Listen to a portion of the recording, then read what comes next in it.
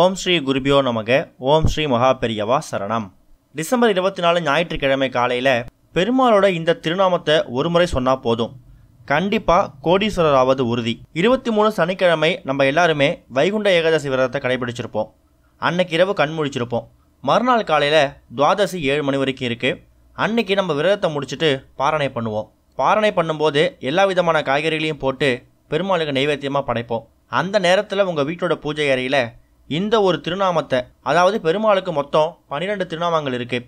அந்த 12 திருநாமங்களுக்கும் தனித்தனி சக்தி இருக்குது. ஒரு சில பேரால் கோவிலுக்கு போயிருக்க முடியாத சுச்சுவேஷன் வந்திருக்கும். சில பேர் சொர்க்கவாசல் பார்த்துருக்க மாட்டீங்க. ஒரு சில பேருக்கு வைகுண்ட ஏகாதசி விரதம் கடைபிடிக்காத சுச்சுவேஷன் வந்திருக்கும்.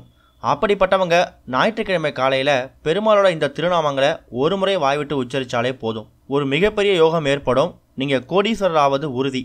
வாழ்க்கையில் ஒரு பெரிய மாற்றம் ஏற்படும். இப்போ சொல்லக்கூடிய இந்த 12 திருநாமங்களையும் ஒரு பேப்பரில் கூட நீங்கள் எழுதி வச்சு அதை நீங்கள் படிக்கலாம். மனப்பாடமாக தான் சொல்லணும் அப்படின்னு எந்த அவசியமும் கிடையாது. அந்த 12 திருநாமங்கள் என்னென்ன அப்படின்னு பார்க்கும்போது, கேசவா, நாராயணா, மாதவா, கோவிந்தா, விஷ்ணு, மதுசூதா, திருவிக்ரமா, வாமனா, ஸ்ரீதரா, ரிஷிகேஷா, பத்மநாபா, தாமோதரா. இந்த 12 திருநாமங்கள் தான் பெருமாளுக்குரிய திருநாமங்கள். விஷ்ணு சகஸ்ரநாமம் சொல்லணும், பெருமாளோட மந்திரத்தை பாராயணம் பண்ணணும், இது மாதிரி பல விஷயங்கள் இருந்தாலும் அது எதுவுமே நல்லா செய்ய முடியல. ஆனால் இருந்தாலும் நான் பெருமாளுக்கு பூஜை பண்ணணும் அப்படின்னு நினைக்கிறவங்க பூஜை செய்யும்போது இந்த 12 திருநாமங்களையும் ஒரு முறையாவது உச்சரிங்க. அதுவும் வைகுண்ட ஏகாதசி விரதம் முடிஞ்சு மறுநாள் நீங்கள் பாரணை பண்ணும்போது இந்த 12 திருநாமங்களை சொல்லி பாரணை பண்ணுங்க.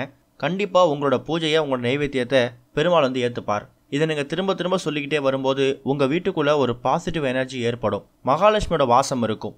ஒரு முறையாவது முயற்சி பண்ணி பாருங்க, நல்லதே நடக்கும். ஓம் ஸ்ரீ குருபியோ நமக. ஓம் ஸ்ரீ மகாபெரியவா சரணம்.